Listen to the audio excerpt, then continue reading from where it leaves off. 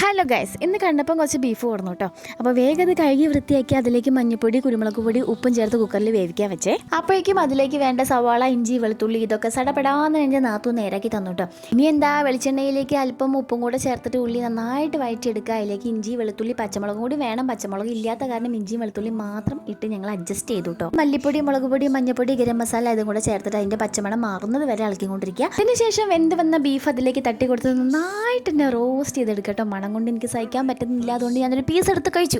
അപ്പോൾ അവിടുന്ന് കണ്ടപ്പം പറയാണ്, വ്ളോഗിൻ്റെ പേരും പറഞ്ഞ് ഓരോ പീസ് എടുത്ത് അകത്താക്കുകയാണ് ഇല്ലേന്ന്. ലാസ്റ്റ് കുറച്ച് കറിവേപ്പിലയും കൂടെ വാരി വെതറി കൊടുത്തിട്ടോ. അങ്ങനെ എൻ്റെ ബീഫ് റോസ്റ്റ് റെഡിയായി. അപ്പോഴാണ് കണ്ടപ്പൻ്റെ ഫ്രണ്ട് ദീപു വന്നത് കേട്ടോ. അപ്പോൾ ഒരു പ്ലേറ്റ് അവന് ടേസ്റ്റ് ചെയ്യാൻ കൊടുത്തു. അവൻ പറഞ്ഞു അടിപൊളി എന്ന്. രണ്ടുപേരും കൂടെ പ്ലേറ്റ് കാലിയാക്കി സ്ഥലം വിട്ടു. അങ്ങനെ അവർ പോയതിന് ശേഷം ഞാനൊരു സാധനം കൂടി ഉണ്ടാക്കിയിട്ട് എൻ്റെ അമ്മമ്മ പറഞ്ഞ സാധനമാണ് മത്തൻ്റെ ഇല താളിച്ചത്.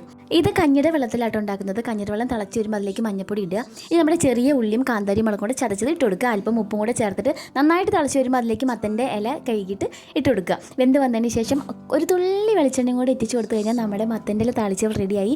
നല്ല രസമായിട്ട് കഴിക്കാനായിട്ട്. മുരിങ്ങയുടെ ഇലയും ഇതേപോലെ ചെയ്യാറുണ്ട്. എനിക്ക് ഭയങ്കര ഇഷ്ടമാണ്. അപ്പോൾ ഞങ്ങൾക്ക് ഇന്ന് ചോറിൻ്റെ കൂടെ ബീഫ് റോസ്റ്റും മത്തൻ്റെ ഇല താളിച്ചതാണ് കേട്ടോ. എല്ലാം കൂടെ കഴിച്ചതിന് ശേഷം ഒരു വാട്ടർ ലെമൺ ജ്യൂസും കൂടെ അകത്താക്കി. അപ്പോൾ ഇത്രയേ ഉള്ളൂ. അടുത്ത വീഡിയോയിൽ കാണാം. ടാറ്റാ.